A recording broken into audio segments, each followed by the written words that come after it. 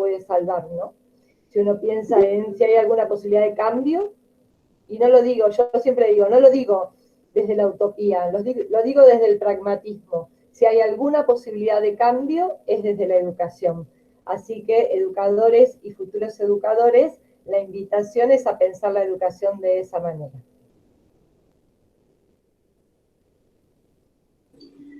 Bueno, me parece que terminadas las presentaciones, igual se está incorporando gente, pero me parece que ya siendo 15 minutos después de la hora que habíamos anunciado, es tiempo de iniciar, así que la que va a dar comienzo es Mariana. Mientras... Bien, mientras vos seguís dando ingreso y vos me haces de operadora técnica. Bueno, elegimos empezar de un modo tal vez fuera de lo común, que tiene que ver con una poesía de Mario Benedetti, que se llama Táctica y Estrategia. Por ahí ustedes ya la han escuchado. Lo que les vamos a pedir ahora es que, si ya la han escuchado, la reescuchen, pero en clave de estrategias de enseñanza. Obviamente Benedetti no estaría pensando en las estrategias de enseñanza, pero nosotras les vamos a invitar a que la escuchen o reescuchen pensando en clave de estrategias de enseñanza. Avanti, Betty. Táctica y estrategia. Mi táctica es mirarte, aprender como sos, quererte como sos. Mi táctica es hablarte y escucharte, construir con palabras un puente indestructible. Mi táctica es quedarme en tu recuerdo, no sé cómo ni sé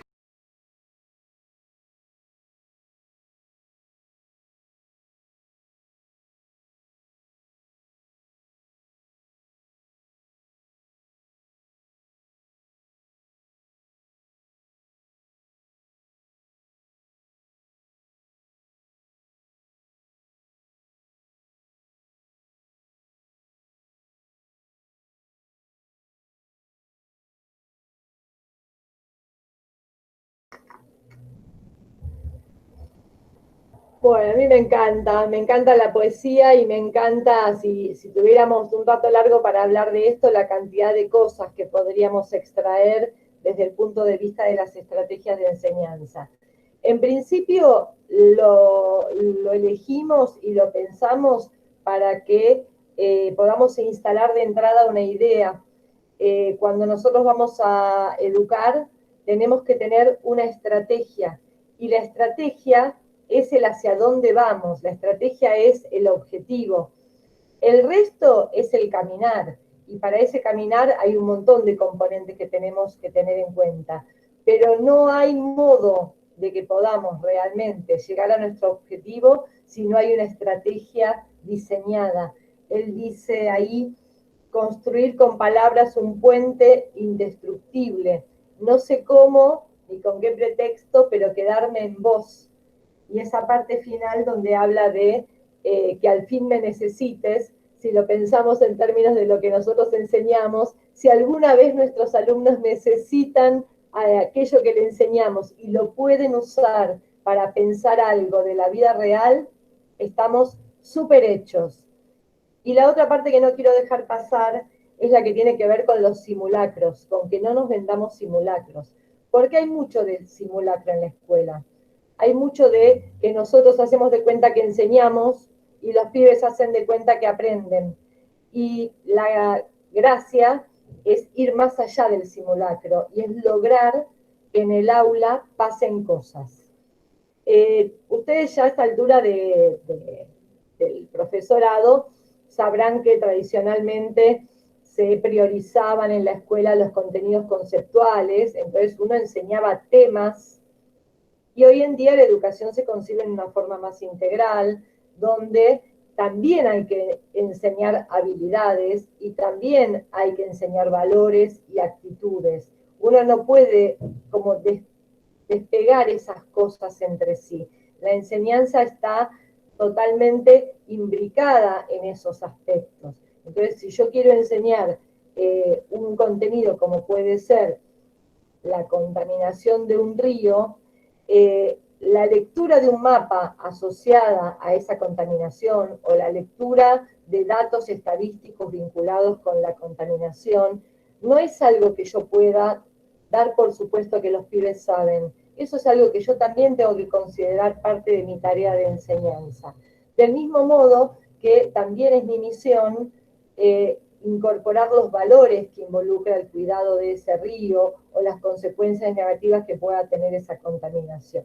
Entonces, hoy en día concebimos a la educación como un engranaje donde los 3 tipos de contenidos están integrados, y para poder diseñar una estrategia, yo tengo que tener en cuenta los 3 tipos de contenidos por un lado, y también tengo que tener en cuenta las actividades que voy a proponer. Y cuando digo las actividades, no digo una mezcolanza de actividades, sino que digo actividades que tienen que estar pensadas en función de esa estrategia. Y también tengo que seleccionar los recursos que voy a utilizar para desarrollar todo ese proceso, que también a veces nos pasamos de rosca, ¿no? Están los que no usan ningún recurso más que un texto, y están los que caen en el recursismo, y las clases parecen como Disneylandia, llena de recursos que no van para ningún lado. La estrategia, que es la primera idea potente que queremos transmitir, tiene que ver con pensar de antemano para dónde vamos, y para poder llegar a ese dónde vamos, qué elementos yo necesito incorporar: contenidos, actividades y recursos. ¿Sí? Hasta ahí llegaría mi introducción de hacia dónde queremos ir con nuestro conversatorio de hoy. Y le doy la palabra a Betty, que vos estás ocupada todavía, Betty. Hola, se me detuvieron todos. Te escuchamos. No, pero te estamos escuchando, que es lo importante. Mientras te escuchamos, está bárbaro. Bien, bien. Entonces ahora voy a presentar pantalla, compartir pantalla, y les voy a hablar un cachito yo de este...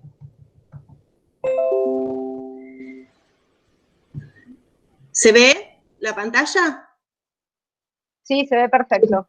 Bien. Continuando con lo que decía Mariana, nosotros tenemos un punto de partida y un punto de llegada. El punto de llegada son nuestros objetivos, lo que nos planteamos lograr con el grupo a fin de año, pero también qué perfil de egresado queremos.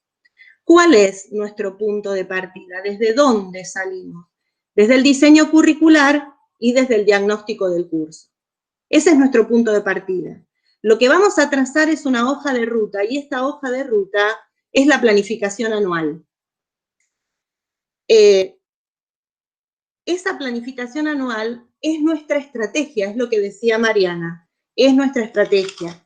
Entonces, vamos a construir esa ruta a través de actividades, donde nada se hace por hacer, todo tiene un sentido, y hacia eso va las palabras de Mariana respecto de esos que son recursistas, y la clase parece un show. Ningún sentido tiene hacer un show del que nada quede.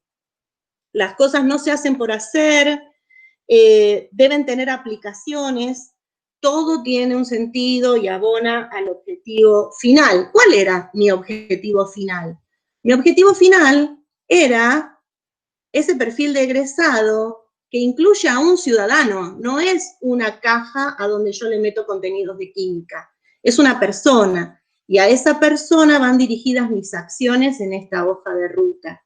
Ese egresado del que hablábamos en la primera parte del año, que yo pretendo que sea, al igual que mi alumno que tuve en primer año, y que al final de primer año lo quiero ver más emancipado que cuando llegó, que tenga conciencia de sí, conciencia de sus capacidades, conciencia de las cosas que puede, quiere y debe, y aprender en qué habilidades puede incursionar. Yo le tengo que propiciar actividades donde esos alumnos vayan descubriendo esas inteligencias que tienen, algunas que las ponen más en práctica que otras, les afloran, las actúan intuitivamente siempre, pero hay otras que también tienen, que intuitivamente no utilizan y que nosotros tenemos que propender a que lo hagan.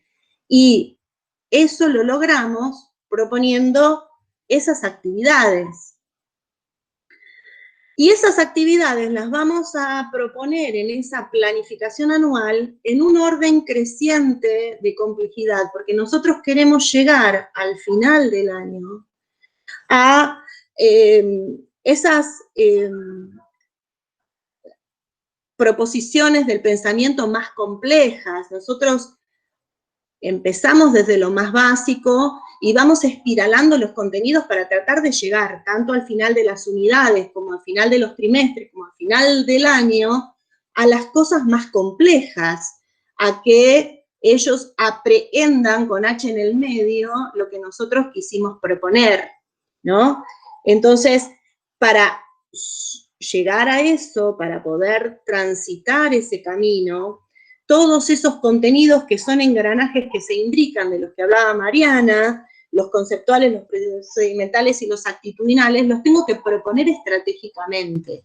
Si yo noté en mi diagnóstico que mis alumnos tienen actitudes donde hay asperezas y cierta cuestión de género donde los varones desestiman a las mujeres, entonces voy a proponer estratégicamente que hagan trabajos en grupo en los cuales deban utilizar, por ejemplo, herramientas de varones o herramientas que están más habitualmente asociadas a lo masculino, como pinzas, cables, alambres y qué sé yo, que las usen las chicas, y yo voy a estar muy atento a qué tipos de diálogos se dan dentro de esos grupos y ayudarlos a que puedan sorprenderse unos de otros y compartir. Y esa actividad yo tengo que saber en qué lugar del año la pongo, cómo la conduzco y sobre qué tema va a ser más amigable para hacer eso, ¿no? Entonces ese diseño curricular que me aporta el Estado es en realidad un marco y no un corset. Es un gran abanico de temas de los cuales yo, a partir del diagnóstico del curso, hago un recorte y además de haber hecho ese recorte según el curso, voy a generar un orden de contenidos que me permita establecer qué actividades voy a poder ir haciendo para lograr el objetivo de fin de año. Mi estrategia va a ser lograr que a fin de año estos lugares que yo descubrí en el diagnóstico que debían ser ocupados, logren ser ocupados. Que esas habilidades que faltan se consigan, que esos contenidos que necesito relacionar se relacionen y que ese chico al final del año haya recorrido un camino que le haya permitido ser más emancipado, más persona, más consciente de sí y más consciente de sus habilidades y de sus recursos. No voy a poder dar todos los contenidos conceptuales del diseño curricular, los voy a recortar, pero mi recorte debe ser estratégico, mi recorte debe ir hacia un objetivo claro y concreto para poder elegir las actividades, si no, mis actividades van a ser un rejunte por clase y un rejunte por año, que al ser anárquicos no van a permitir que se desarrollen claramente esas habilidades que espero lograr. A mí me gustaría, Betty, decir algo respecto de tu caminito zigzagueante. Sí. Porque es importante pensar que la planificación no es un caminito recto, sino es un caminito que por ahí va a encontrar desvíos, ¿no? A lo largo del año, y que a veces uno, muy común en los esto del correr para llegar con la planificación, correr para llegar con el programa, pero si realmente hay potencia en los contenidos que se seleccionen, en el modo que se trabaja, nosotros en la escuela hablamos del elogio de la pérdida de tiempo. Cuando nos detenemos en algo que está movilizando a los chicos, cuando nos detenemos en algo que descubrimos que convoca, que interesa, que genera debate, que genera indignación, que genera algo, algún tipo de movimiento, qué hermoso que es perder tiempo, aunque no lleguemos a dar toda nuestra planificación, que nunca debe ser pensada a modo, como decía Betty, de corset, sino a modo de hipótesis de trabajo, ¿no? Ahí Betty se congeló. Pero bueno, no me congelé, me silencié para que no hubiera eco. Pero dale, eso nomás. No, perfecto. Bien, y ese camino zigzagueante que Mariana dice, hay veces que nos tenemos que detener en algunos lugares y hay veces que nos tenemos que detener en otros, es importante que nos detengamos y consolidemos las cosas. No es palo y a la bolsa, palo y a la bolsa, palo y a la bolsa. Es muy frecuente, yo los observo a veces, que corren por llegar a determinada cantidad de contenidos, a determinadas cosas, sin detenerse, repensar, volver hacia atrás, afirmar, reafirmar. A veces, si las cosas son muchas, pero están en forma endeble y no se han procesado, ha sido mucho, pero no ha quedado nada después. Entonces es preferible menos, pero sólidamente aprehendido, ¿no? Bien, en el sentido de estas actividades que deben ser estratégicas, le propongo a Gaby que dé cuenta de cuáles serían las maneras de que esas actividades se transformen en una estrategia. Bueno, a mí me gustaría, para llegar a ese punto, tomar un elemento que mencionó Betty, ¿no? Que es el diseño curricular.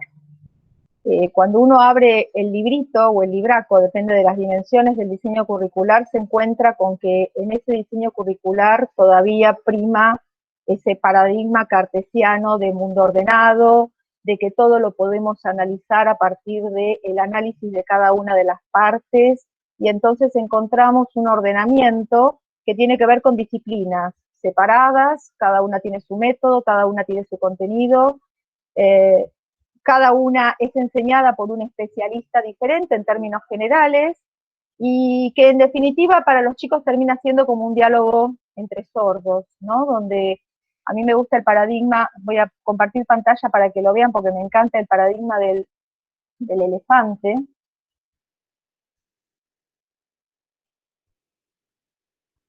No sé si ven, ¿están viendo la pantalla? Sí, Gaby, te ves. Bien. El paradigma del elefante es como lo que ocurre muchas veces en las escuelas, ¿no? Cada docente que quiere enseñar algo muestra esa parte que le corresponde. Entonces el sujeto, el chico, la chica va explorando ese objeto de estudio desde distintas dimensiones. Entonces puede explorar la cola y decir que es algo extenso, puede explorar una pata y decir que es algo duro como un árbol, puede explorar el cuerpo de ese elefante y decir que es una pared, y otro podrá decir que aletea, y otro podrá decir que es en punta, y nadie se va a dar cuenta de que se trata en definitiva de un elefante.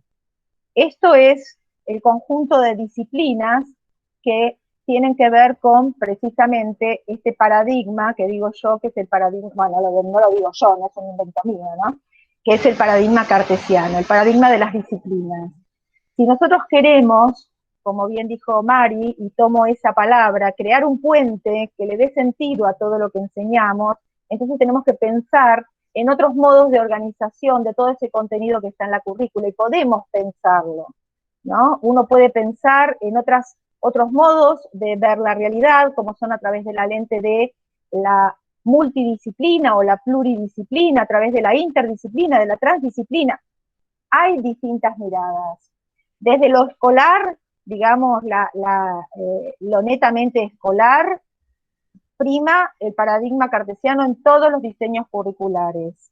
Nosotros, como docentes o como futuros docentes, podemos pensar en la posibilidad de trabajar de manera multidisciplinar a partir de la propuesta de proyectos, proyecto El Elefante, y no trabajar al elefante de manera aislada en cada una de sus dimensiones, sino pensarlas de manera articulada, pensarlo como un todo, y a ese todo ir viéndolo a la luz de las distintas disciplinas.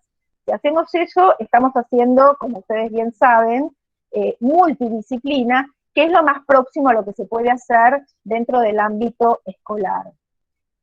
Sería súper ambicioso e interesantísimo poder hacer interdisciplina, ¿no?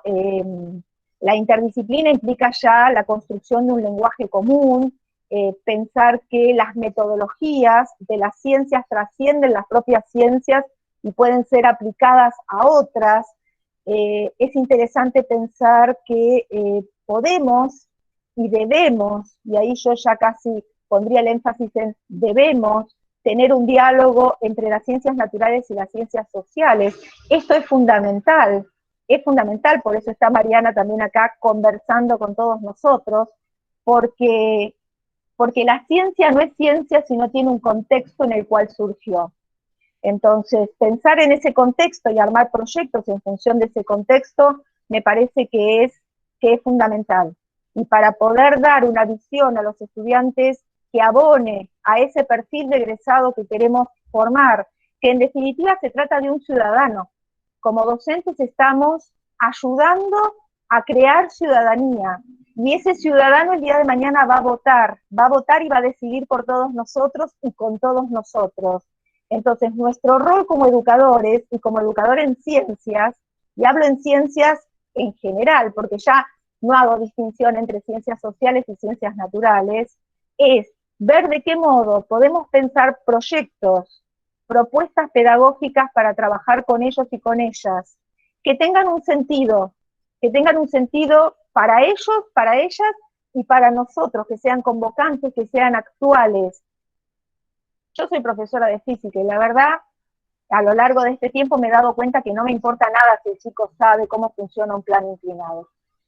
Eso no le va a cambiar la vida quizá a algunos, a otros tal vez sí, pero cómo funciona la descomposición de la fuerza-peso, los que saben de física saben de qué hablo, la descomposición de la fuerza-peso en un plano inclinado, sinceramente no me preocupa.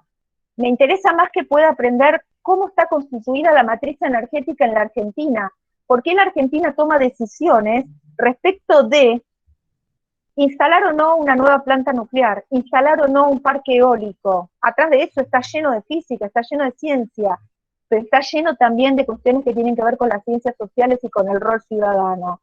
Y me parece que por ahí podemos pensar que la multidisciplina es posible en la escuela y que es algo a lo que tenemos que propender. Si quieren hablar de transdisciplina, bueno, ya nos estamos yendo como mucho más allá, pero pensemos en la ecología, que Mariana también la mencionó. La ecología nace como una disciplina que es en principio fue como juntar un poco de cada área, y después fue a lo largo del tiempo evolucionando y transformándose en un espacio multidisciplinar, donde había biólogos, geógrafos, físicos, químicos, paleontólogos, que tenían algo que decir. Hoy la ecología está en la transición entre lo que conocemos como interdisciplina y transdisciplina. Ya es un espacio de dominio propio, que tiene un propio vocabulario, que ha tomado de todas las disciplinas que convergen en ella lo mejor para poder construir su propio conocimiento. Entonces, digo, ¿no? En estas reflexiones que hacemos acerca del currículum y del camino de Betty, ¿no? Volviendo a eso, el currículum nos marca algo que tenemos que mirar porque es una ley, es la normativa que nos dice qué debemos enseñar, pero no nos dice cómo. El cómo es lo que tenemos que elegir nosotros. Y pensar en proyectos, pensar en la problematización de los contenidos, me parece que es clave para lograr un ciudadano que piense, que sepa pensar y que tenga herramientas para desenvolverse. Si después va a seguir ingeniería, fantástico, pero primero es ciudadano. No sé si vos, Mari, querés profundizar en alguna de las aristas de lo que implica pensar proyectos, ¿no? Hacia allí me dirigía, justamente.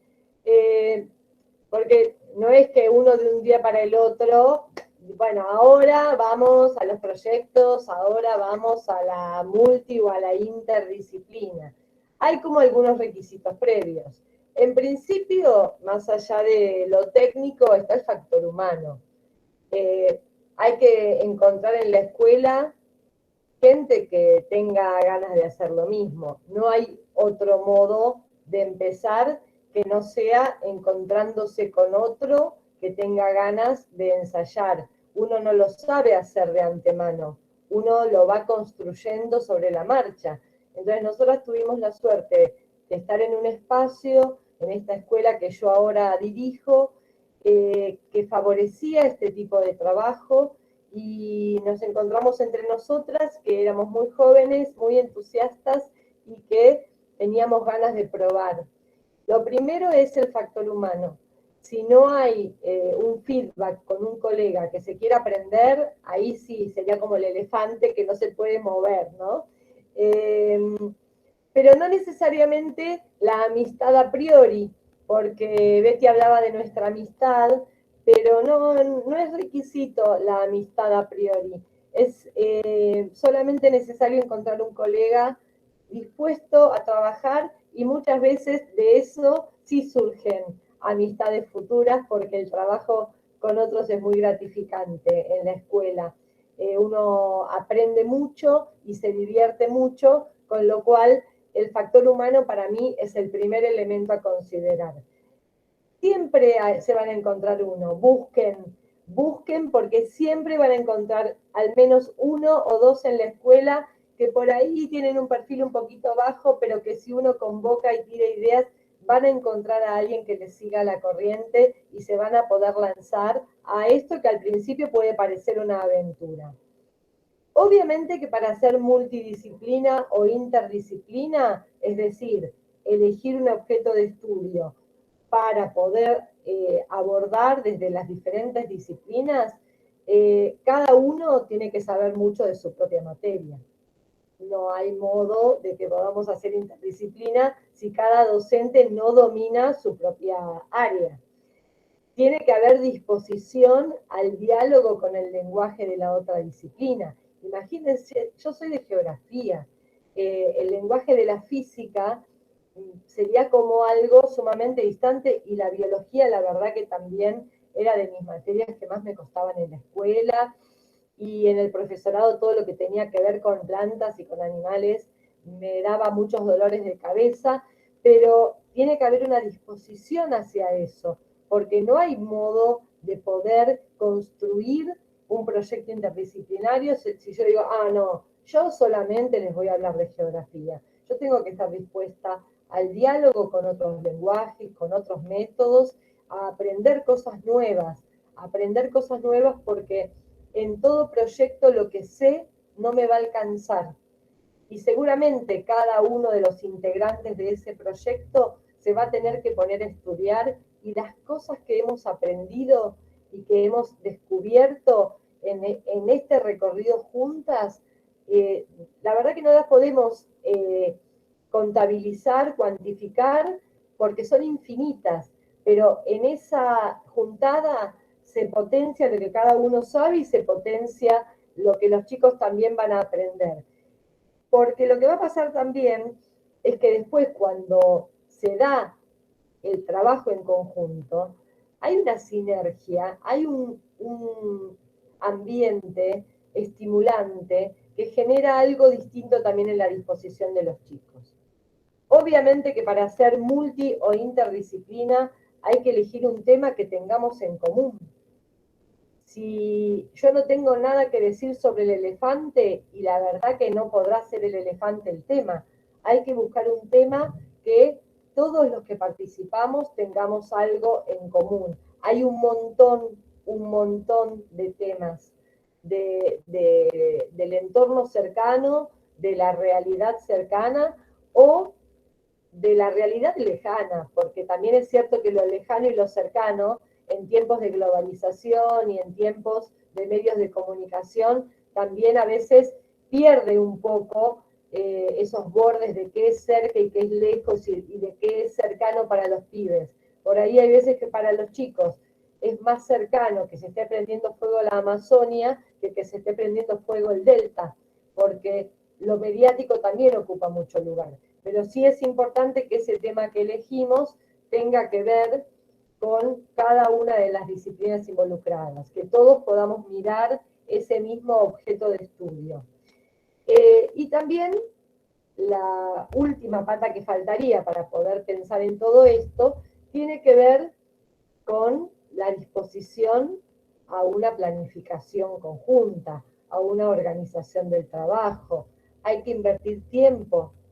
No se puede a las apuradas decir, bueno, che, vos hacés esto, yo aquello y yo lo demás allá. Hay que invertir tiempo, hay que planificar conjuntamente y hay que, yo digo, el trabajo en equipo interdisciplinario, multidisciplinario o en parejas pedagógicas tiene algo de coreográfico.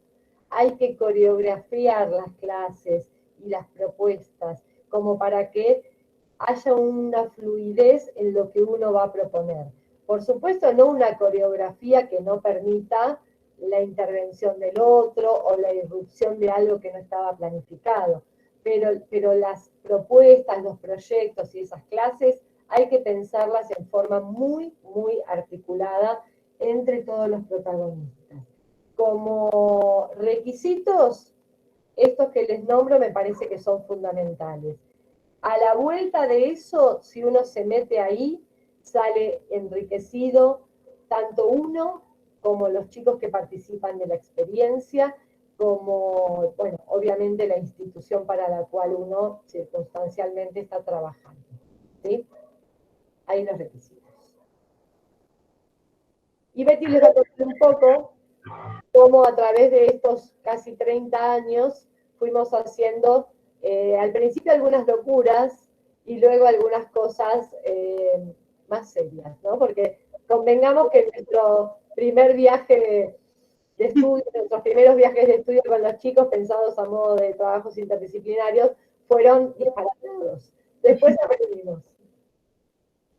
Sí, la verdad que sí. Hemos hecho cada cosa que no voy a contar ahora de todo, pero voy a compartir pantalla y vamos a ver algunas imágenes para como soporte de esto que estoy diciendo.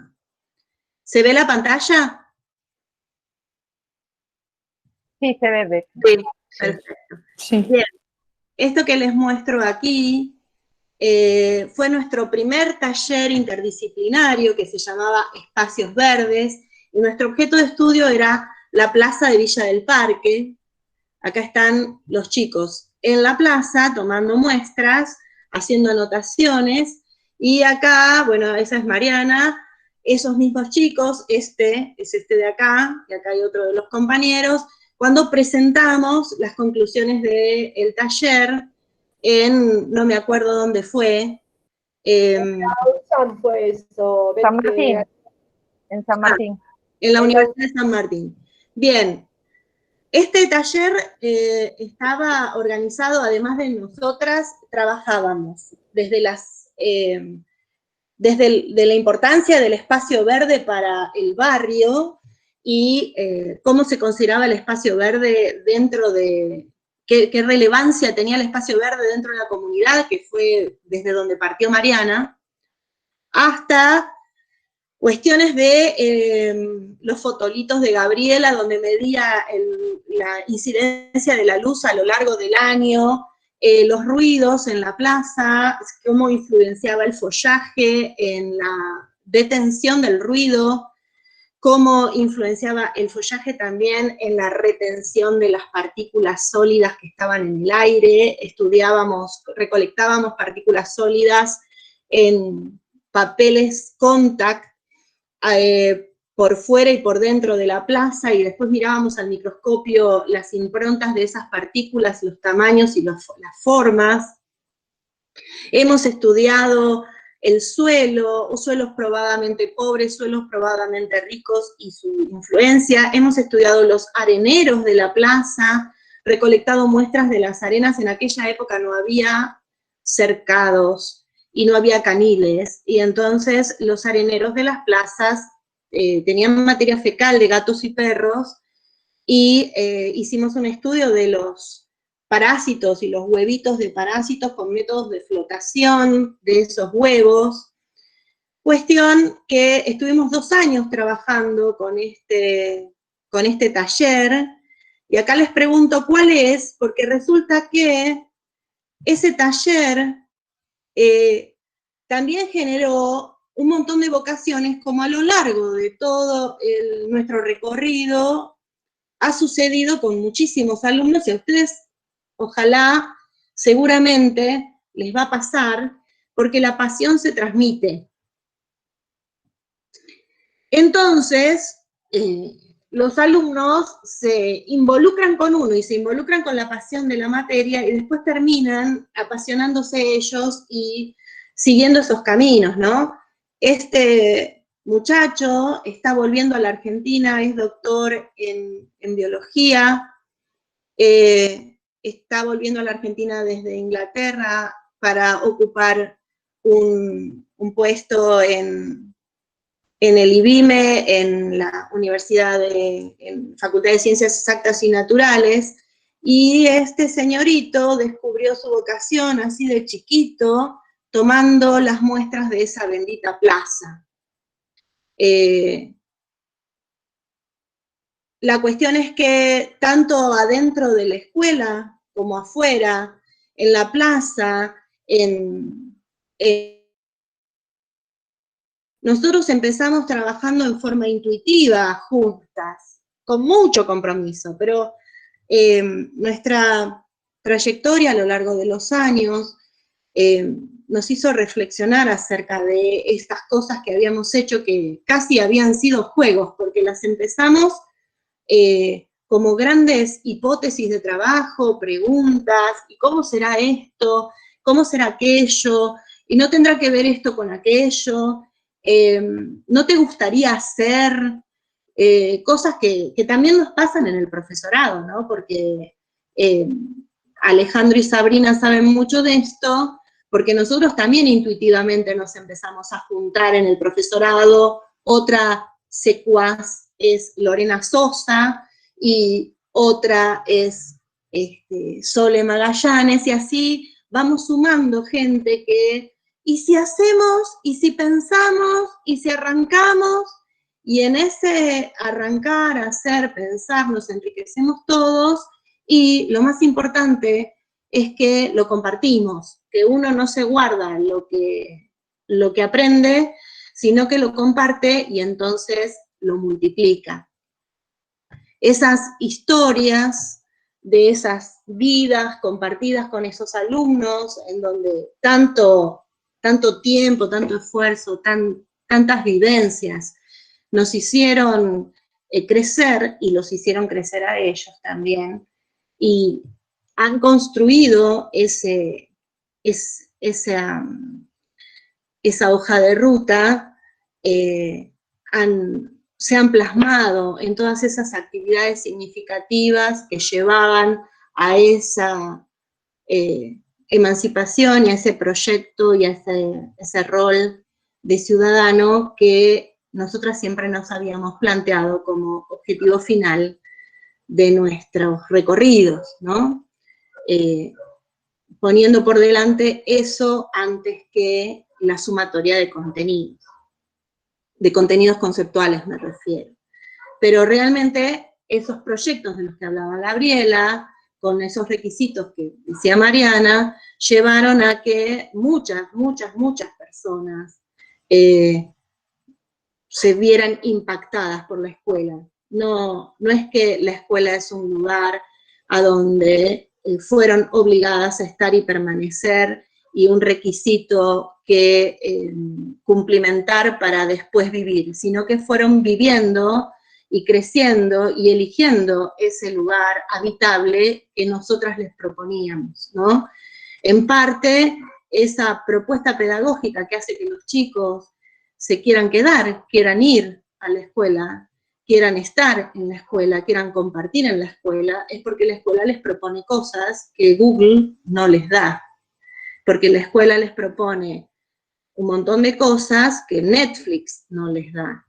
Y si nosotros no nos ponemos a pensar en nuestra planificación estratégica, qué es lo que les estoy proponiendo, que no consiguen haciendo clic, probablemente nos fracasen nuestras estrategias de enseñanza. Nuestra aula, nuestra escuela, nuestro proyecto debe atravesar el clic, debe ser mucho más que algo que se pueda conseguir a solas en otro lado. Hay que revalorizar el trabajo en grupo, en entre todos, y hay que, a través de la problematización y los proyectos que se proponen, encontrar espacios muy interesantes que recorrer, ¿no? Sí, a eso Betty le sumaría que, bueno, la escuela es ese mundo donde hay posibles, ¿no? Donde hay posibles y que solo en la escuela ocurren, hay cosas que ocurren solo en la escuela y que es maravilloso que en la escuela sucedan, y también es maravilloso sentir que uno es promotor de que eso ocurra. Y por otro lado, esto que decía Betty de pensar, y Mariana también, ¿no? De pensarse en proyectos con otros colegas, hace que también uno lo disfrute más, ¿no? Porque como docentes, lo lindo está en disfrutar la docencia, en entrar al aula y decir, tengo un proyecto interesante para compartir, los chicos se enganchan, uno crece profesionalmente, uno disfruta lo que está haciendo y ve que el otro también lo disfruta con uno. Eso fue un poco lo que pasó con Espacios Verdes, ¿no? Fue como un poco jugando lo de las plazas, un poco no queriendo, y se fue armando algo súper interesante, y que la verdad lo disfrutamos las tres mientras íbamos transcurriendo, lo repetimos al año siguiente porque la pasamos bien, porque veíamos que los chicos la pasaban bien, y porque uno tiene ganas de pasarla bien en la vida, y por qué no en la docencia y en el trabajo que uno elige como vocación. Así que me parece que eso también son cosas que tenemos que tener en cuenta. Y otra cosa que me parece importante destacar en los proyectos, por más pequeños que sean los proyectos, siempre son súper valiosos. Y tenemos que tener en cuenta que hay un valor en esos proyectos. Y que ese valor tiene que ver con haberlo pensado con el otro, con haber trabajado y amasado las ideas con el otro, y con haber sido capaces de ver al elefante en su completitud, al elefante en su entorno y con los otros. Y eso nos va a permitir, en la medida que podamos ver elefantes en el diseño curricular, yo quisiera que el diseño curricular tuviera elefantitos. Todavía el Ministerio de Educación no lo permite, pero digo, si uno pudiera ver esos elefantes dentro de ese menú que se nos ofrece, creo que sería satisfactorio para nosotros mismos, además de para los chicos. Antes de que avances, Gaby, hay la conocen a Rebeca Anijovic, está un poco de moda. Hay una pregunta que hace Rebeca que a mí me parece genial. ¿Qué se pierde un pibe que falta a la escuela? ¿Qué se pierde un pibe que falta a mi clase? Si es lo mismo haber faltado que haber venido, me quedo pensando. Si el pibe dice, ay, profe, me perdí la clase y ahora no sé qué hacer, bueno, se ve que pasó algo interesante y que algo se perdió. Nada, es una pregunta súper sencilla. ¿Qué se pierde un pibe que faltó a mi clase? Sí, no es una pregunta menor, ¿no?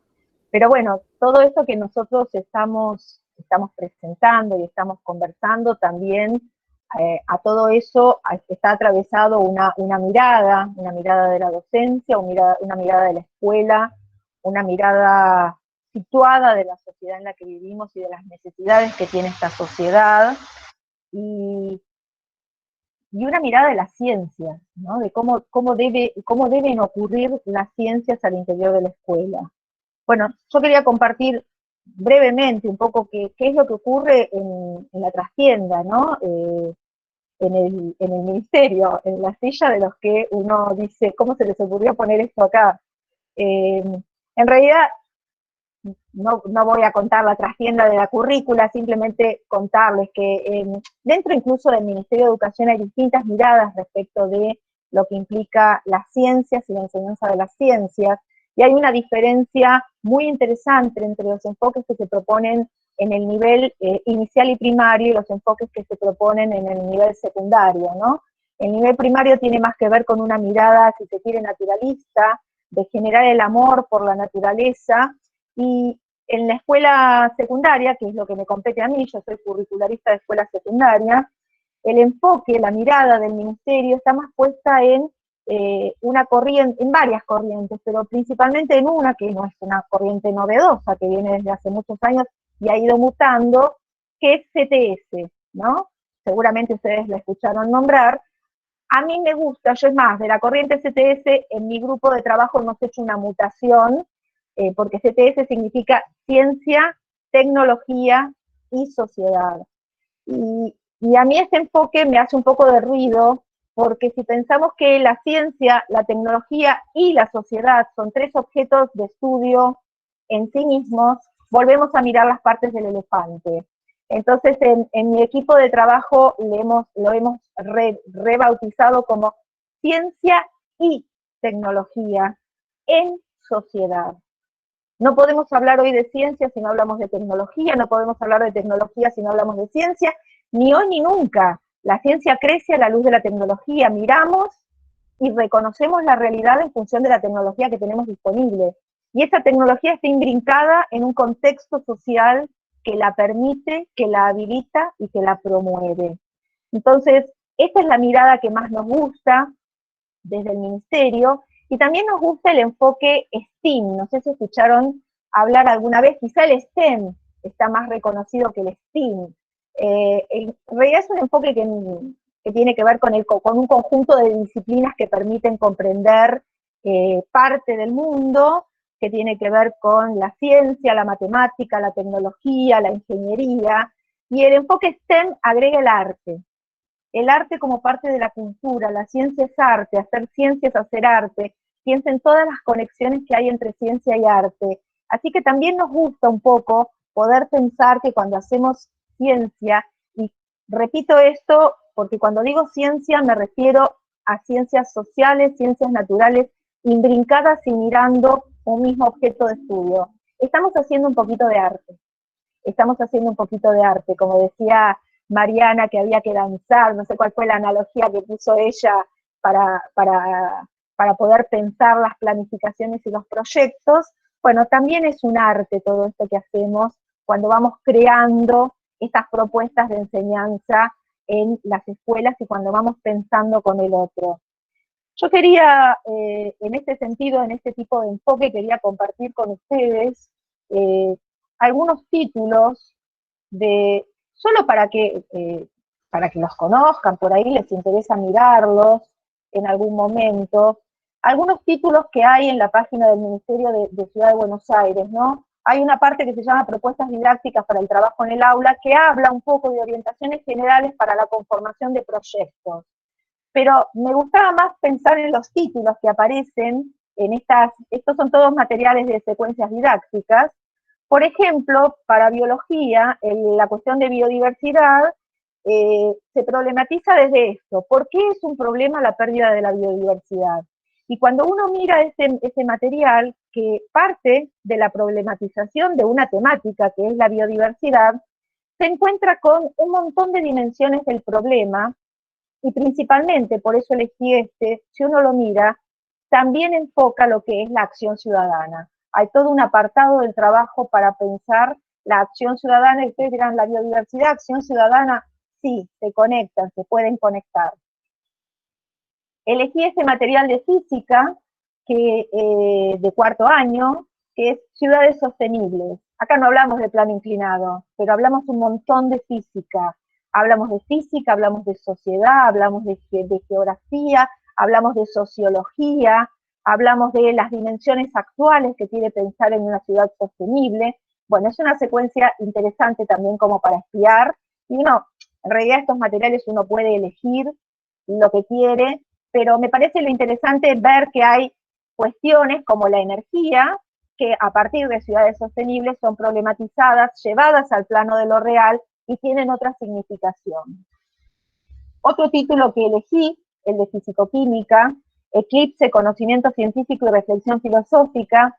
Este material particularmente me gusta mucho, porque permite los cruces que a veces no hacemos entre la ciencia, el conocimiento científico y la epistemología, ¿no?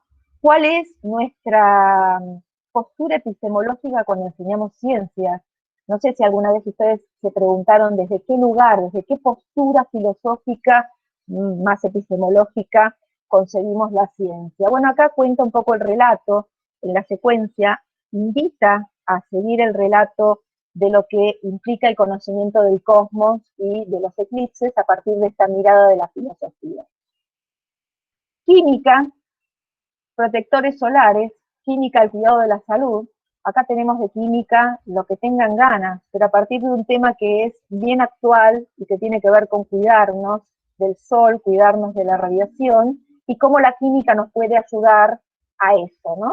Bueno, y este otro, acá que no pertenece a ningún área curricular, si se quiere, sino que es bien transversal, que tiene que ver, y ese lo elegí a propósito, ¿no? Tiene que ver con dos temas. Por un lado, un material de Argentina, que es de Argentina Espacial, y por otro lado, el tema de radiación nuclear, de energía nuclear. Estos dos temas me parece que son temas que no debieran faltar en las aulas de hoy, porque nos empoderan como ciudadanos. Yo siempre digo, tenemos que mostrarle a los estudiantes, a los chicos y a las chicas, que tenemos un país que es súper potente en un montón de áreas del conocimiento y que ellos no saben. Acá tenemos dos, el área satelital o espacial y el área de desarrollo nuclear. Entonces, mostrarles que en materia de ciencia, tecnología, el país tiene una riqueza que hay que mirar, porque hay que darse cuenta que tenemos posibilidades de seguir avanzando como país y de seguir desarrollándonos como país a partir de mirarnos hacia adentro y no tanto mirar hacia afuera lo que tienen los otros, ¿no? Yo siempre hablo mucho de la soberanía nuclear. Somos un país que tiene soberanía nuclear, solo que no se la dejan ejercer. Y me parece que eso es algo que también construye ciudadanía, ¿sí? Bueno, los materiales después le dejo los enlaces a Betty, si a alguno le interesa, igual nada, entran, materiales curriculares, Ciudad de Buenos Aires, y ahí pueden descargarse todos los materiales que hay gratis, que en realidad lo interesante no es que se copien los materiales, sino que lo usen de fuente de inspiración para pensar sus propios materiales, ¿no? Porque las clases siempre están hechas a la medida de nuestro público, de las necesidades de nuestro contexto, ¿sí? Es siempre algo que está, si se quiere, situada la educación situada en la realidad de las instituciones educativas en las que están o van a ejercer la docencia, y en función de eso pueden surgir un montón de problemáticas súper ricas, súper interesantes, y yo siempre digo, el trabajo de los otros, uno no roba trabajos, uno se inspira en el trabajo de los otros para crear los propios, ¿no? Yo voy a hacer una pregunta que todo el mundo está haciéndose y nadie se atreve a formular. ¿Por qué Gaby atrás tiene un astronauta? ¿Se dieron cuenta que tiene un astronauta ahí atrás? Bueno, es ella, les voy a contar, ella es Petrona, es una astronauta. Bueno, voy a contar un poco de mi vida. Mi hija estudia diseño industrial y uno de sus proyectos en la materia ergonomía fue diseño de un traje de un astronauta. Y ella con su equipo eligió un astronauta femenino y construyeron a Petrona. Así que Petrona tiene todos los elementos que debe tener un astronauta. Piensen que ahí también vamos a esto, ¿no? De la multidisciplina y la interdisciplina. Estamos hablando de un objeto de un diseñador industrial. Tuvo que diseñar un traje espacial, para lo cual tuvo que averiguar, pues es un traje de exploración. Hay trajes de exploración y hay otros trajes de alunizaje. Bueno, yo también estoy aprendiendo con ella. Tuvo que aprender cuáles son todos los requisitos de las atmósferas o no atmósferas en el espacio, qué necesita un astronauta, qué no necesita un astronauta, y a partir de eso crear un diseño en la escala es 1 a 5, es un chico de 5 años, el que tengo atrás, una chica, y diseñar un traje espacial que, la verdad, a mí me parece que le salió bastante bien. No sé qué opina acá el público, pero me parece que está muy bien logrado.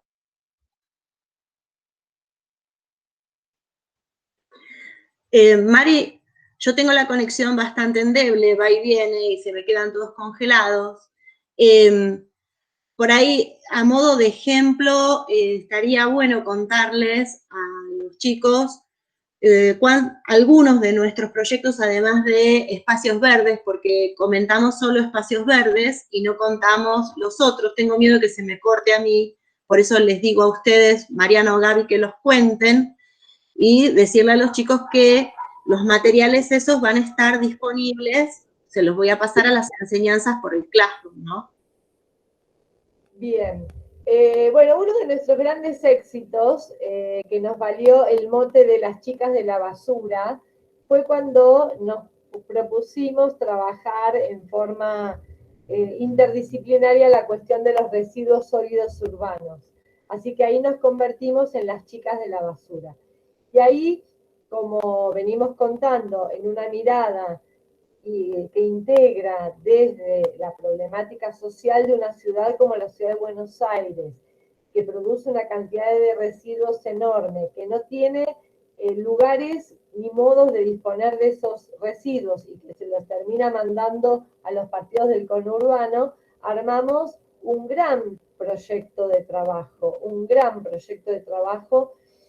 que iba desde el impacto social de la basura, desde la existencia de una ley de basura cero que no se cumplía, desde los aspectos de los rellenos sanitarios, aspectos de la descomposición o de las filtraciones o de los riesgos que generaban o que generan en realidad los rellenos sanitarios. Eso fue como uno de nuestros proyectos más logrados y que además lo revisitamos a través del tiempo, ¿no? Como que hubo diferentes momentos en que volvimos a pensarlo para ver qué había cambiado y qué no había cambiado. O sea que eso también está bueno, que cuando uno piensa un proyecto que está bueno, no es que lo usa una vez, sino que es algo que se puede ir ayornando y que se puede ir revisando y reutilizando a medida que también van cambiando cuestiones de la realidad social. ¿Para qué hago una intervención ahí? Con los alumnos de primer año del profesorado de enseñanza primaria, ahora en este contexto de pandemia, yo refritando el proyecto de la basura, les hice hacer a todos un registro, porque yo no sé si ustedes se dieron cuenta, pero es una problemática muy complicada en Campana.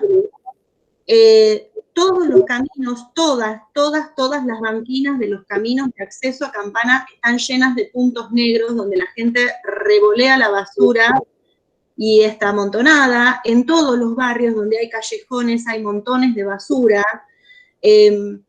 Hay un montón de residuo sólido del que nadie se hace cargo, está ahí y nadie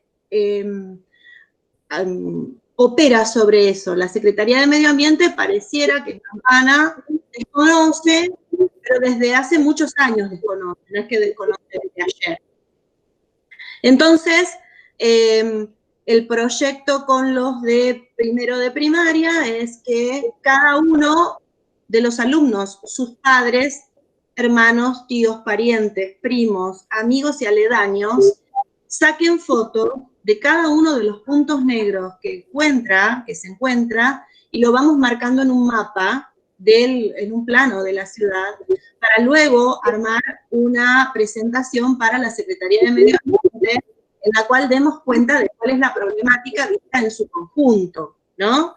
Y de algún modo, esa idea surge a partir de nuestro primer trabajo de residuos sólidos urbanos. Y es un trabajo que tiene muchísimas aristas para continuar y trabajar. Solamente estaríamos haciendo el relevamiento de dónde está la basura y miren todas las otras cosas que faltaría o que se abrirían al trabajo, desde la química, la física, la biología y la salud. Luego, un poco también en términos de ir buscando aquellos temas que están un poco en la agenda pública, que son de interés para los chicos. Tomamos el tema de las papeleras, ¿se acuerdan? Los que son más añejos, digamos, el revuelo que se armó, la asamblea de Gualeguaychú, el corte del puente que une Entre Ríos con Uruguay, cuando comenzó el proyecto de la construcción de las papeleras sobre el río Uruguay. Ese fue también un tema que lo trabajamos a través del tiempo, porque a partir de esta resistencia que generó inicialmente, bueno, y de todos los aspectos que involucraba desde el ámbito de las ciencias naturales, hubo una marcha atrás en lo que era el proyecto original, y luego hubo la instalación de solo una planta papelera de dimensiones más pequeñas, que también genera impacto ambiental. Entonces, bueno, ese fue otro de nuestros trabajos más fuertes. Trabajamos con la crisis del agua a nivel planetario.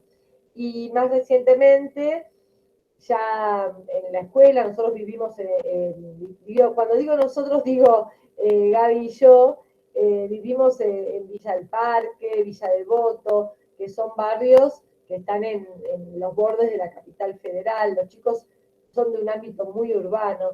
Y entonces, uno de nuestros últimos trabajos con ellos tiene que ver con una salida del delta del Paraná, que es algo que nos queda muy cerca, pero que nos permite acceder a un ámbito natural y social totalmente diferente del cotidiano, del ámbito urbano.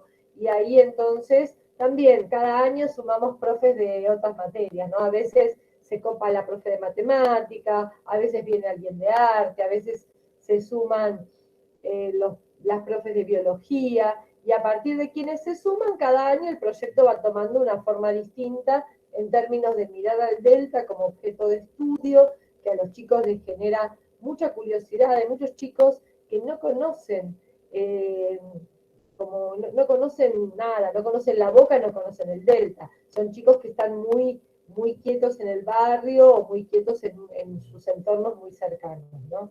Así que ese sería nuestro trabajo este año. Obviamente la salida al delta nos quedó en la planificación que nos imaginábamos allá en febrero-marzo. Bueno, nos van quedando poquitos minutos, por ahí podríamos abrir algo a las preguntas, si es que las hay, o comentarios.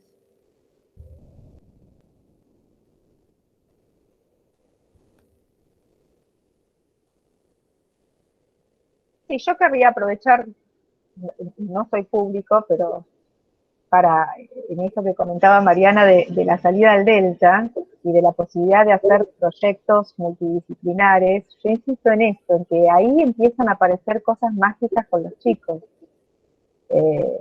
Parte de lo que ocurre, por ejemplo, yo desplazo al delta, a un lugar del delta, parte de los materiales del laboratorio de la escuela para que ellos puedan hacer muestras, muestreo de agua, medición de pH, cálculo de temperatura, bueno, hacen un par de...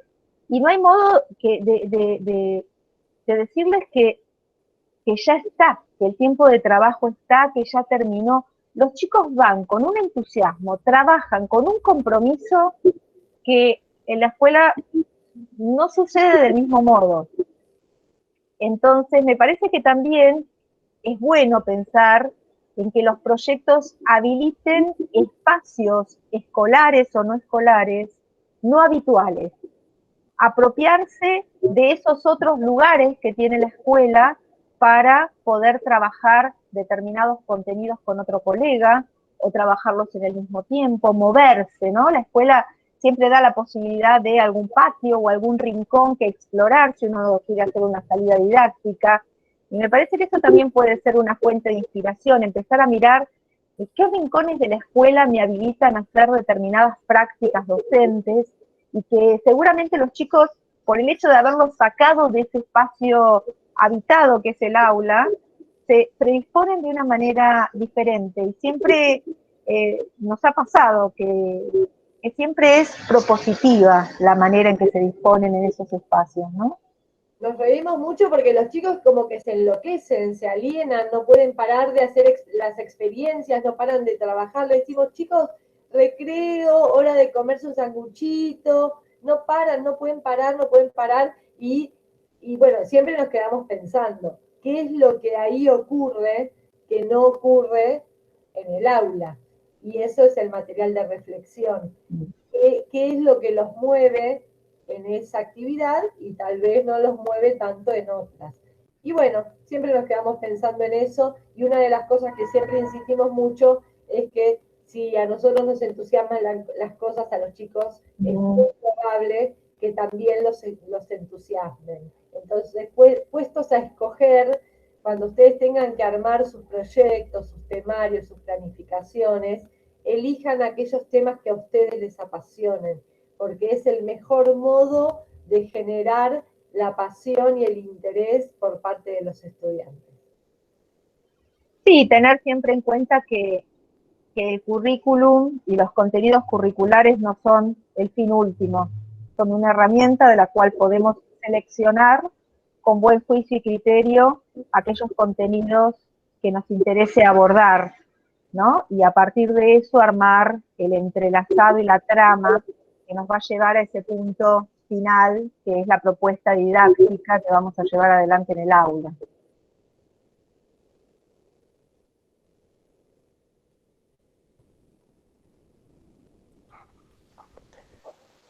Hola, Betty, quería hacer una, bueno, para las tres, obviamente, bueno, me presento, soy Alejandro, yo doy clases en el profesorado en Campana, y bueno, primero felicitarlas y agradecerles por el tiempo que se tomaron en organizar esto y en, obviamente, traerlo para todos y todas acá.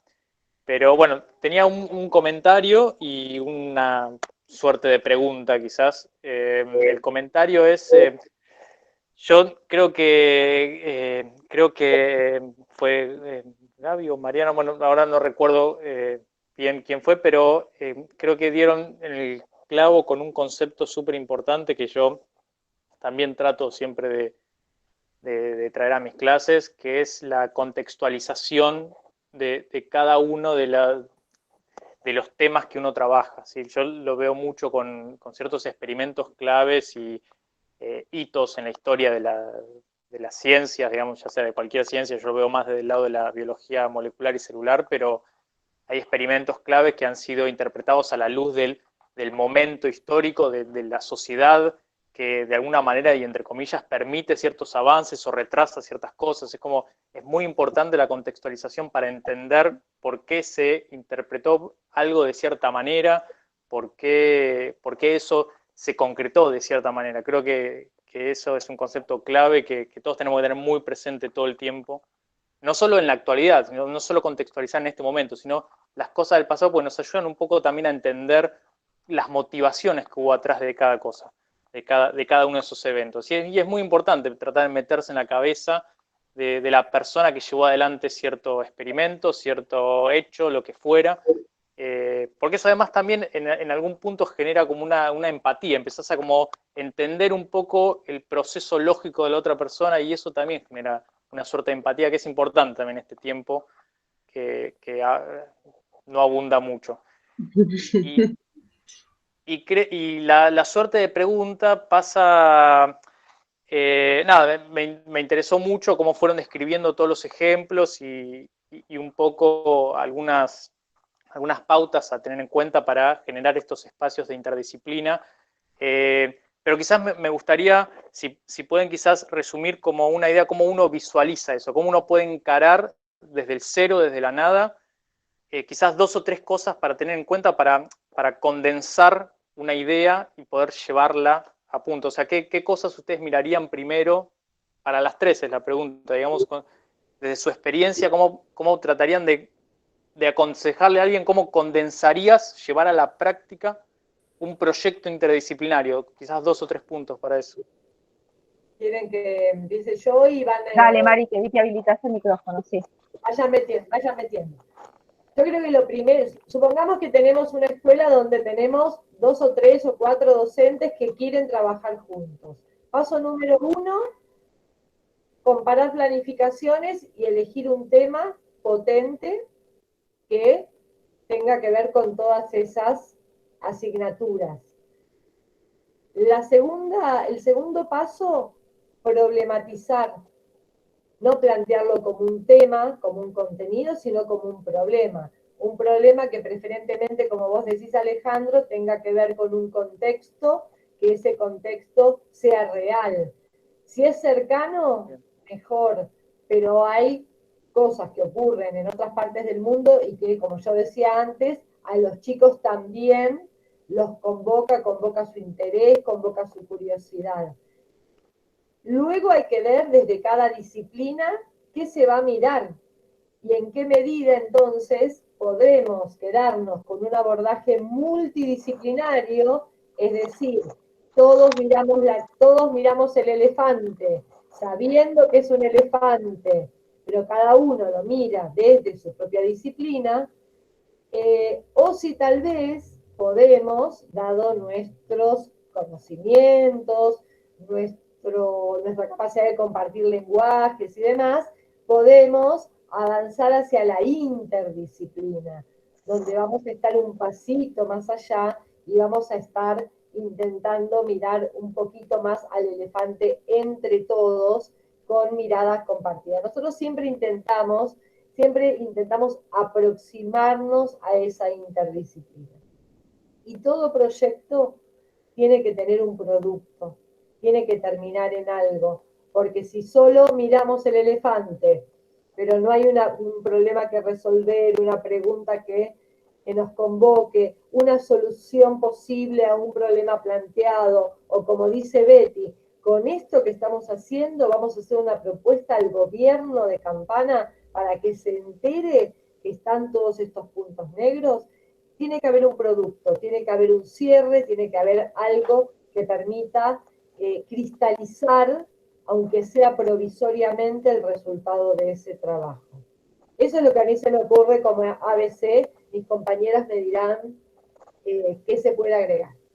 No, a mí me parece bárbaro. Digo, también se me ocurre ahora otra vía posible. ¿Qué me provoca? ¿Qué me provoca en relación con el grupo de estudiantes que tengo, no? Por ahí me provoca trabajar con determinado tema porque en el contexto y en la coyuntura ese tema es fundamental. Y a mí me gusta mucho trabajar con el brainstorming y no coartar nada, ¿no? Me junto con los colegas que le interesen conversar sobre ese tema y empezamos que es lo que hago yo con mi equipo, y empezamos a revolear ideas por más disparatadas que parezcan. Entonces, tenemos una problemática, no sé, el tema papelera. Bueno, a ver, ¿qué dimensiones tiene este problema? ¿Desde qué lugar? ¿Qué cosas? ¿Qué aspectos? ¿Qué aristas? Y ahí empezamos a tirar. El último engranaje es con qué disciplina escolar lo linkeo. Pero en principio dejar abierto todas esas propuestas, ¿no? Como para ir armándome, nosotros lo llamamos una araña. Estaba buscando a ver si tenía alguna de mis arañas y no encontré ninguna. Yo lo llamo araña. Pensar una problemática a las múltiples dimensiones. Una vez que tengo la araña hecha, ahí trazo el camino, ¿no? Trazo ese camino que me va a llevar del objeto de estudio al producto final que quiero lograr. Y ahí es donde también tengo que empezar a pensar cuál es el camino más óptimo para lograr, digamos, abordar los contenidos. Y cuando hablo contenidos, por lo menos en la ciudad de Buenos Aires, los contenidos son pensados en sus 3 dimensiones. Cuando hablamos de contenido, el desarrollo de capacidades es un contenido. Y es un contenido, como decía Mariana cuando arrancamos, que tenemos que enseñar. No podemos dar por sentado que los chicos saben leer un gráfico o que saben interpretar un texto, ¿sí? Entonces estos son contenidos. Habilidades, capacidades son contenidos. Entonces, en ese camino, entre el objeto, que es el problema, y el producto final, elijo el más conveniente para promover el desarrollo de las capacidades y contenidos que me interesan. Pero siempre esto, animarse a pensar en una primera instancia no coartar la posibilidad de ningún linkeo posible, ¿no? De ninguna dimensión posible. Nosotros, por ejemplo, en la salida al delta pensamos desde el uso del agua en un ambiente como el delta, hasta la contaminación de las aguas, hasta cómo es la proyección del sol, la sombra en determinada zona, hasta cómo vive la gente ahí y qué piensa la gente que vive ahí. O sea, pensamos en dimensiones que por ahí a uno no se les ocurriría linkearlas, y sin embargo en ese brainstorming aparecen, y después es uno quien tiene que ir entretejiéndolas para armar la telaraña completa para el contexto en el que uno quiere trabajar, ¿no?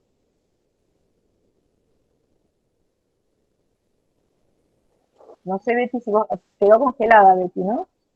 No, ya está. Sí, se desconectó y se conectó. ¿Están ahí? Estamos acá. Estamos acá. Todos bien. Se Se ve que en el barrio Los Pioneros la cosa está complicada con internet. Lo que yo iba a agregar, además de que, como plantea Mariana, queremos trabajar a priori, nos ponemos las planificaciones enfrente y empezamos a ver qué coincide, o hacemos una lluvia de ideas y vemos cuál nos cuaja. También tener una planificación donde estemos dispuestos a recortar algo, porque en clase alguno de los chicos planteó una pregunta y nos permitió un meandro dentro de ese recorrido que yo había planteado en ese ¿no? A veces suele suceder que los chicos que tienen una capacidad maravillosa para relacionar cosas que a nosotros a priori no nos parecen relacionables, te zampan en la cabeza una pregunta en clase, se hacen una relación que nosotros no hubiéramos hecho y queda instalado un tema en el que no habíamos pensado a priori. Y entonces ese tema, cuando uno está muy formado, cuando uno sabe mucho, se le ocurren conexiones. Por ahí no se le ocurren cómo llevarla adelante porque necesita el especialista. Pero si uno tiene pensamiento lateral, se le ocurre que hay lugares por donde esos otros especialistas podrían recorrer. Y entonces, a partir de ahí, de eso que se instaló en el aula y que ese alumno trajo, o esos alumnos trajeron, ir hacia los otros y decir, che, apareció esto, y si hacemos algo, ¿qué opinas? Y si nos juntamos, ¿y qué podríamos hacer? ¿No? Sería otro de los espacios desde donde partir.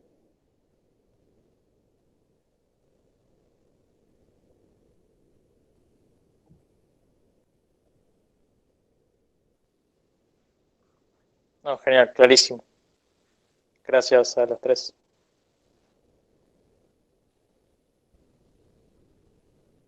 Yo no sé si estoy conectada o no estoy conectada porque no me entero. Así que... Sí, Betty, te escuchamos todo lo que dijiste. Bueno. Si ven que no hablo, chicas, contesten ustedes. A mí me quedó una duda. En estos proyectos que ustedes plantean, ¿intervienen todo el grupo clase o algunos? Todo. No, intervienen todos los chicos. Todos los chicos. Sí. Incluso se pueden pensar, y de hecho creo que algunos se ha hecho en la escuela donde trabajamos con Mariana, proyectos que abonen a más de un curso en distintos niveles, ¿no? Poder trabajar con un primer y segundo año de manera conjunta en una misma propuesta. Digamos, también tenemos que pensar que podemos romper esas paredes que siempre queremos romper y que nuestras prácticas nos pueden habilitar a medir grupos que sean heterogéneos en una propuesta en común donde cada uno tenga algo que decir. Siempre la clave está en una buena planificación. ¿Cómo voy a planificar esa propuesta de enseñanza para ese grupo heterogéneo en función de los propios objetivos del proyecto, ¿no? Por ahí una de las claves es no tener miedo. Porque, ¿qué puede pasar si no sale tan bien? Mal no puede salir. definitivamente, ¿por qué? Porque lo hacemos con ganas, lo hacemos con responsabilidad, lo hacemos con esfuerzo. Mal no va a salir. ¿Qué puede pasar si no sale tan bien? ¿Va a morir alguien? ¿Alguna de los alumnos va a fenecer en el camino? ¿Va a perder su vinculación con el intelecto, con el estudio? No, no va a suceder. O sea, lo peor que puede pasar es que no salga tan lindo como me lo imaginé. Entonces, creo que también, Betty, creo que también equivocarse o que no salga tan bien te abre otras aristas, te abre otras posibilidades de crecer, de aprender, porque es eso, reinventarse también de la misma problemática del aula, porque es tan diverso la diversidad, ¿no?, que uno se expone y también el contexto, que uno va aprendiendo. Hemos aprendido ahora, en esta pandemia, de 1000 formas de dar clases, entonces también es como que permitirse equivocarse está bueno. El error no es malo, siempre estuvo mal mirado. Creo que es también un puntapié para volver a repensarse y retomar, no sé.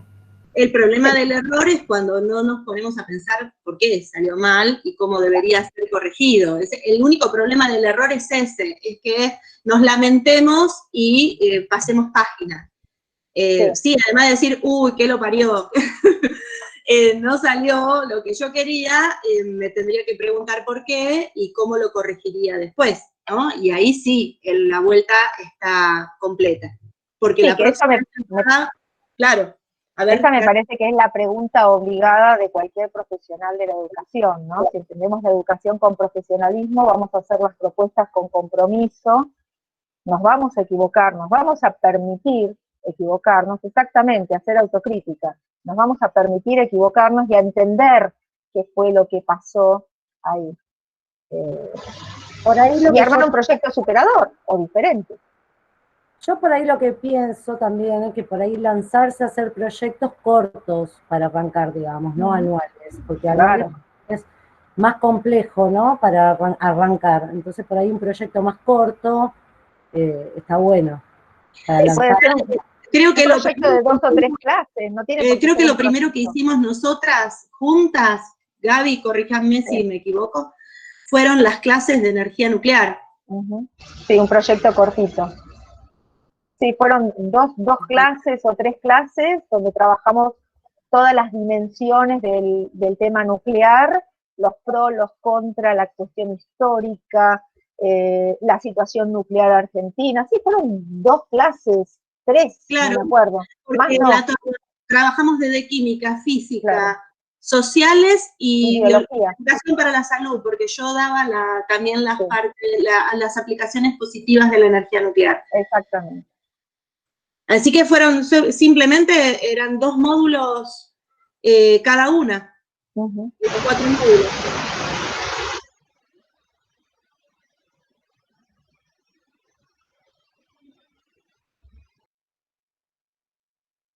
Hola, ¿se cortó?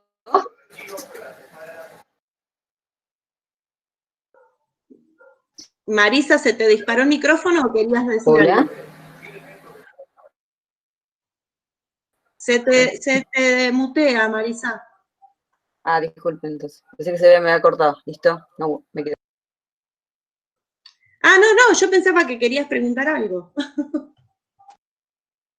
Y lo vi congelado, pensé que se me había cortado.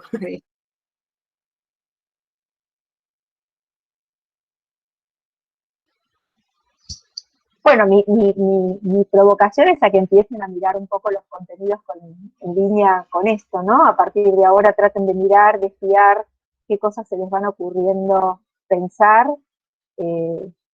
con otros, e invitar a otros a que se sumen. Quizás los otros también pueden agregarles dimensiones a los problemas. Me parece que no sé, llevarse la idea de que es posible y que de hecho nosotros lo hemos hecho a lo largo del tiempo y lo seguimos haciendo, pensar proyectos, pensar los contenidos como preguntas, como grandes problemas no en el sentido de grandes, sino problemas que sean contundentes y que habiliten a conversar con los otros y que provoquen. provoquen, que muevan a los chicos y que les den ganas, como decía Mariana, ¿no? Ganas de estar en la escuela, de que en la escuela hacen cosas que vale la pena y que si no están se la pierden. Me parece que eso es lo más importante, ¿no? Entonces mirar los contenidos, mirar esas largas listas en función de esto, con este cristal, y cortar, podar. La tijera de podar es maravillosa. Elijan los contenidos, elijan qué contenidos, y qué contenidos, por qué, para qué ese contenido. ¿Sí? A mí me llevó, lo digo ya desde lo personal, a mí me llevó bastante tiempo darme cuenta que la tijera de podar era maravillosa y que tenía mucho más sentido pensar la organización del trabajo escolar desde otro lugar que le dé sentido a lo que el chico aprende.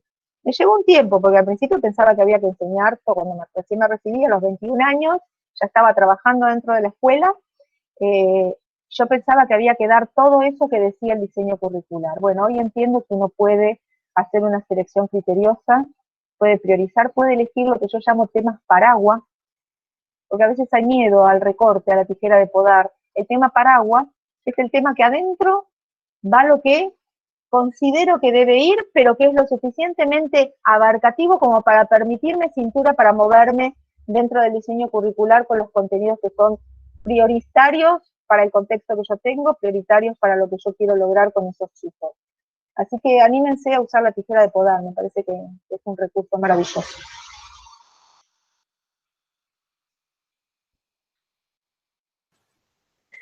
Bueno, si no hay preguntas o no hay consultas, estaríamos finalizando este conversatorio. Quedan a disposición de los distintos alumnos el material, y si alguno de los que ya son alumnos lo quiere, me lo pide. Total, todos tienen el WhatsApp y todos me dicen, ve, mandame, y ve, Así que, bueno, agradeciendo infinitamente a Gaby y a Mari que a pesar de sus múltiples tareas decidieron regalarnos este rato. Un aplauso cerrado y de pie. Aplauso, medalla y beso. Y nos seguimos encontrando en el profesorado. Gracias a Ale y a Sabi que nos prestaron horas y alumnos para compartir este rato y a seguir trabajando con barbijo. Un beso. Bueno, un placer haber participado de esta conversación. Beso a todos, feliz fin de semana. Gracias por la invitación, gracias. Chao, Betty. Chao, gracias. Chao. Muchas gracias. Chao, gracias. Por la clase. Muchas gracias por todo. Muchas gracias. Chao, muchas gracias. Hasta luego.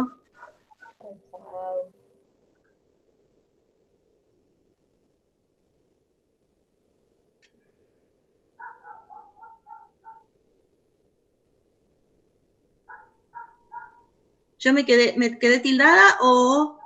Bueno, estás. No, estás ahí, estamos Mariana, Margarita.